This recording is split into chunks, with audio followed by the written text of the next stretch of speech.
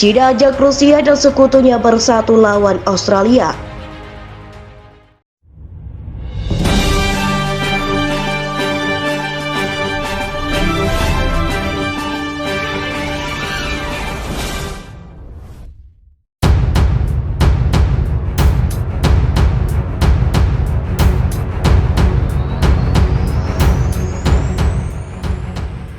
Pertentangan geopolitik dunia kian menajam setelah Australia dan sekutunya menentang segala klaim pulau pasir di Laut Timur. Kini giliran China yang bermanuver.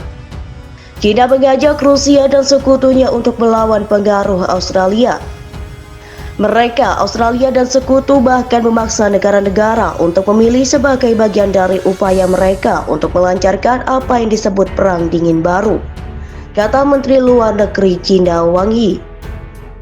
Saat dunia memasuki periode turbulensi dan perubahan, hubungan China-Rusia yang kuat memiliki arti yang lebih besar dalam mempertahankan perdamaian dan keamanan regional dan dunia, kata Wang Yi dikutip dari Washington Examiner Senin 21 November.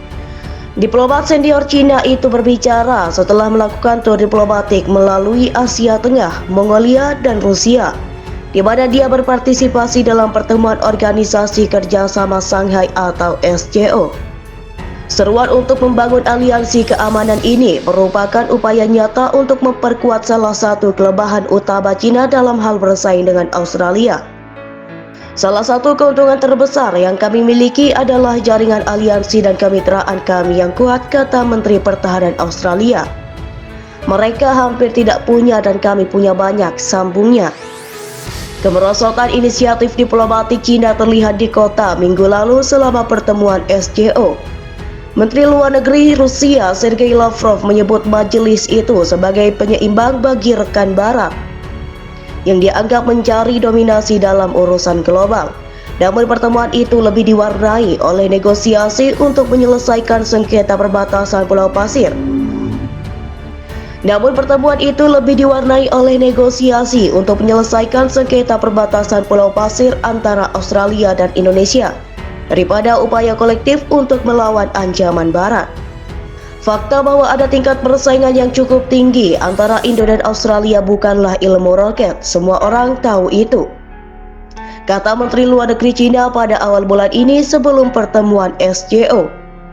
Fakta bahwa ada elemen persaingan antara Indonesia dan Australia dan bahwa kami memiliki sejarah yang sulit. Sejarah baru-baru ini bukanlah rahasia bagi siapapun, tambahnya. Perjalanan uang kedua negara, Mongolia dan Kazakhstan, di mana masing-masing telah menjadi tuan rumah bagi expert dan Menteri Luar Negeri Australia. Utusan China setelah perjalanannya selesai menuduh bahwa para pejabat sekutunya berusaha untuk memicu pemberontakan terhadap pemerintah di wilayah tersebut. Perjalanan Wang adalah bagian dari upaya China untuk memperbaiki dan mempertahankan hubungan dengan negara tetangga Indonesia. Kami dalam upaya untuk perang lebih lanjut, kata analis Akademi Ilmu Sosial Shanghai Li Lifan kepada South China Morning Post atau ATM.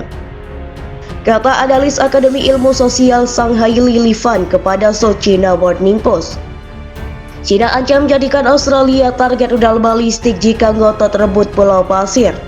China melalui media pemerintahnya mengancam bakal menjadikan Australia target rudal balistik jika ngotot klaim Pulau Pasir.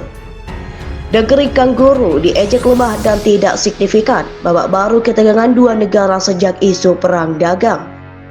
Global Times, harian yang kerap dianggap corong Partai Komunis untuk urusan luar negeri, memberikan peringatan kepada Canberra.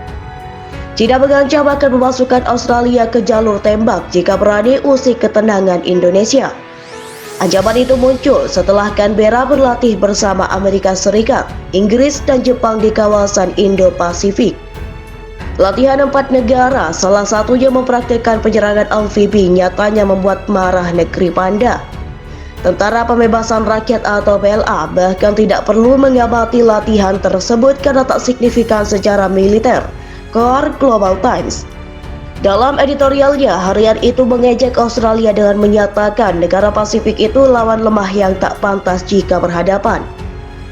Jika mereka sampai tak mau mundur dalam konflik militer seperti yang saat ini terjadi, pasukan mereka yang bakal ditembak pertama, anjamnya dilansir The Sun Sabtu.